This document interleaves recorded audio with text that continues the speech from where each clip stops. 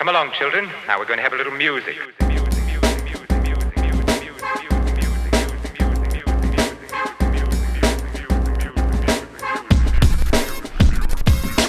What's up, everybody? It's your boy RB3. And you know what they say, there's only one JC in Hollywood, and it's not Jesus Christ, it's James Cameron. That's right, I'm here to review the new film Avatar: Way of the Water. Is the sequel to the 2009 film directed by James Cameron, Avatar.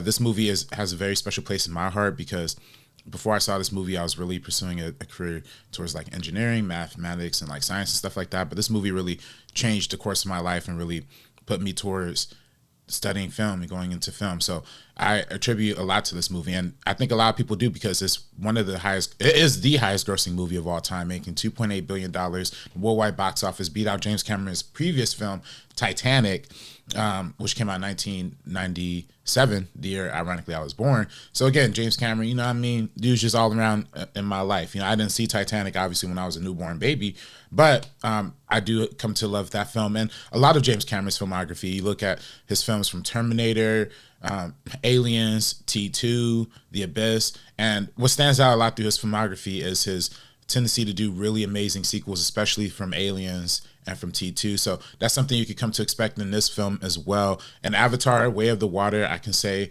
delivers. Being back on Pandora really feels like a visual, spiritual experience. You know, using a term, you know, people throw around the term like visionary all the time, but somebody like James Cameron really flexes all of his filmmaking muscles, you know, that he's gained over his career, right? Through all of his underwater exploration, through all of his narrative storytelling, through all of his involvement in technology, and all coalesces into a really thoughtful, beautiful experience in Avatar: Way of the Water. It feels like it floats on holy water and delivers a righteous, family-driven, epic experience. And after seemingly an impossible feat to beat the spectacle of the first movie, the visuals in this movie, I will say personally, are the most outstanding technical achievement I've personally ever seen on film. With the combination of cinematography, CGI, color, production design, everything that goes into it is just so spectacular. Now, this film is set more than a decade after the events of the first Avatar. Of course, Jake Sully is back, the main character played by Sam Worthington. His wife, Neytiri, is played by Zoe Saldana yet again. But this time they have kids. They have Nayeti, who's like the oldest son. They have Loka, I don't know if I'm pronouncing that correctly. They have Took, who's like their youngest baby girl. And then they also have Kiri, who is their adopted daughter. Her character is actually played by Sigourney Weaver. I don't want to say much more than that because I feel like saying more than that is going to give away a little bit more than I think I'm comfortable giving away. So just know that that's a really interesting part that she plays.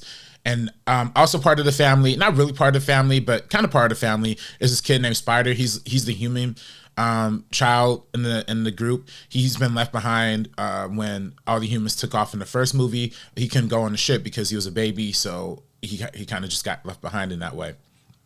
So like I said, it's all about family. It's all about Jake Sully and Neytiri raising this family, raising this kids, and the family dynamic is really at the core of this. To me personally, everything with the kids felt pretty natural. I thought all of the child actors were really fun and funny. They all had a really natural flow, energy, and charisma to them. Each of these new young characters are unsettled with their sense in the world in like interesting, unique ways. So they're not just like props. They all have like individual arcs and story going on underneath. So it's really interesting. So even behind a wall of like CGI paint, you can still feel the emotions of this familial pressure, self-doubt, rejection, and it all is really communicated through these young actors' performances, which again is through CGI, which is a huge compliment to the work of the visual effects artists and to the team, you know, who prioritized the storytelling and the performances over everything. In classic imperialistic fashion, the Sky People voyage back to Pandora, not this time to get the unobtainium, but they're literally here to colonize the entire planet, like take over the whole thing. Earth is like perpetually falling apart, so they need a new Earth, a new home, and they figure Pandora is the perfect place, even though you got to wear those goofy masks. But after enough terraforming, I guess they figure they could get to that spot. Eddie Falco plays one of the military generals who's like leading this whole operation. And, you know, instead of learning from their mistakes from the last time, they actually bring in a much bigger base a much bigger operation, and they actually have their own avatars this time.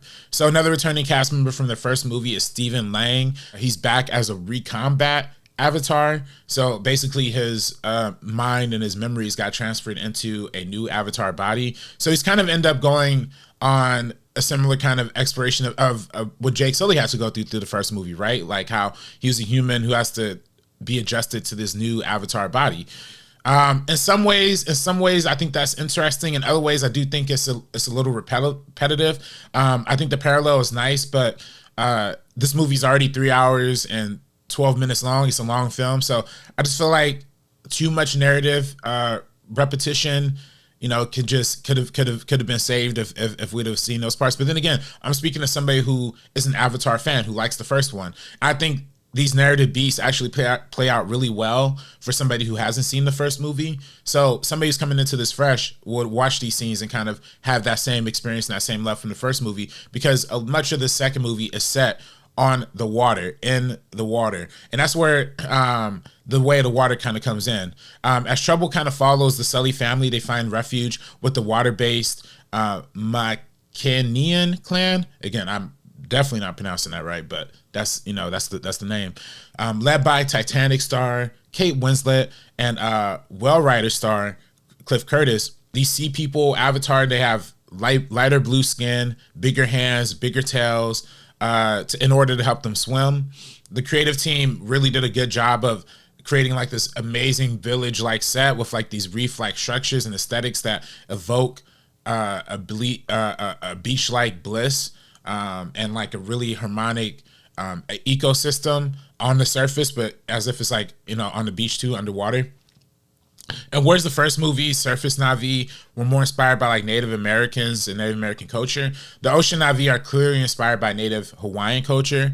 Some of it can be seen in like the costume work, what they're wearing, some of the headpieces that the tribal leaders are wearing. It kind of invokes a sense of indigenous craft techniques from like Polynesia and things of that nature. You can also hear the island's influences in some of Simon Freglin's immaculate score. He did a really good job succeeding the late great John Williams and creating something new, original, and fun, while also paying true to the original themes that we've all come to know and love from the first Avatar film. The Sea People actually have a unique relationship with the Tunuk. They're a specific kind of massive whale creatures that are introduced in this film. In many ways, this parallels the closeness between Native Hawaiians and the natural world, particularly with marine life and animals, and particularly with whales.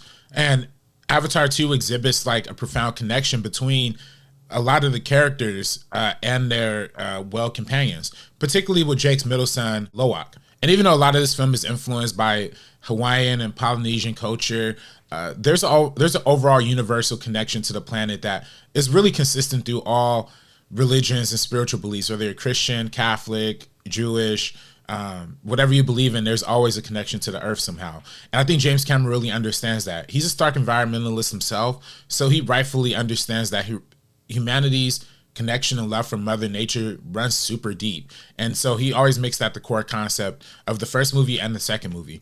And in the time where we're in the biggest climate fight of our life, where climate change is going off the rails and the fight for the future feels like more impactful now than ever, having sci-fi movies that directly address that, I think, is one of the many reasons why the first movie and this movie is successful. Another reason behind the first film's success was the reintroduction to 3D to the general audience. Now, after Avatar's 2009 release, a bunch of movies started doing the 3D thing, and it kind of started feeling like a lazy studio cash grab. There were a few exceptions. Obviously, Alita Battle Angel, also from Lightstorm, and Weta Effects. Shout out Robert Rodriguez for that one. There's also Martin Scorsese with Hugo. There was Alfonso Cuarón with Gravity. And there's Ang Lee with Life of Pi. And even though Jake Sully and his family aren't stuck on a raft with a Bengal tiger, Life of Pi is definitely the most apt comparison to Way of the Water, thanks to its breathtaking oceanic imagery and its both of their complex links to spirituality. There's a lot of struggles of spirit in this film, particularly Sigourney Weaver's character Kiri. She struggles with faith mightily throughout the film. And the first film addressed that very prominently through the rainforest, through the connection when people would connect their braided ponytails to the trees and, you know, be connected to the spiritual world, the spirit tree, to the ancestors of the land. And they kind of have a similar thing here. They have a cove of ancestors in this film. And to me, this is one of the most mesmerizing parts of the entire film.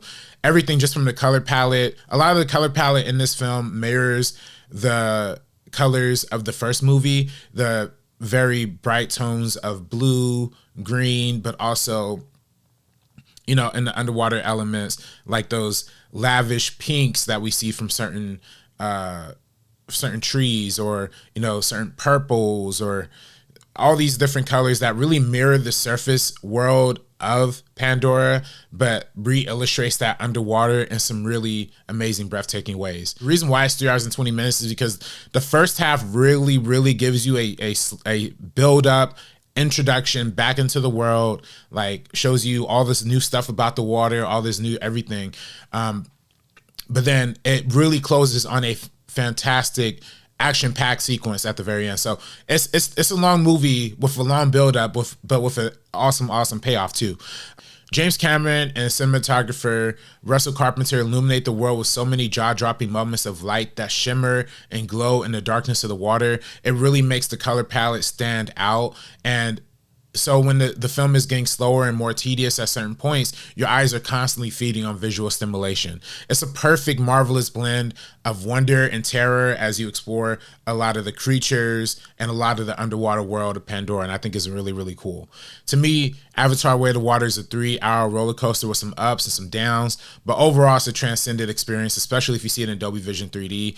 The main downs are really just in terms of the story. Like, the first movie was a very good introduction to Pandora, and also a very good character piece on Jake Sully himself. Even though, you know, a lot of people would criticize that for being some white savior stuff. I totally understand that. This movie kind of doesn't really play into that as much. It's much more of a family drama. So you're introduced to a lot more characters and you care about a lot more characters. And it's obviously setting up for a saga. Like, this is clearly not the last movie in the Avatar saga, and they make that pretty clear by the end of it. But it also feels like a fully satisfying, wrapped up story in and of itself. So it's great. It's awesome. I'm really excited to see the new potential of where this story can go. And, you know, whatever this movie lacks in character development or whatever, it more than supplements an eye-catching cinematic beauty. So if you're looking for just a great movie experience, go check out Avatar: The Way of the Water. That's all I got for this review, guys. Be sure to follow First Cut TMO on Twitter, Instagram, and TikTok. We are killing it over there on TikTok, so make sure you're following us over there. Also, follow me personally at Director RB3, and read my written version of this review on Geeks of Color. Shout out to Geeks of Color for seeing the movie early and being able to go to premiere. I'm sure I'll do a spoiler review with Sabrina and Andres pretty soon. But for now, I'm peacing out, y'all. Peace. It's either me or you. It's either me or you. You do the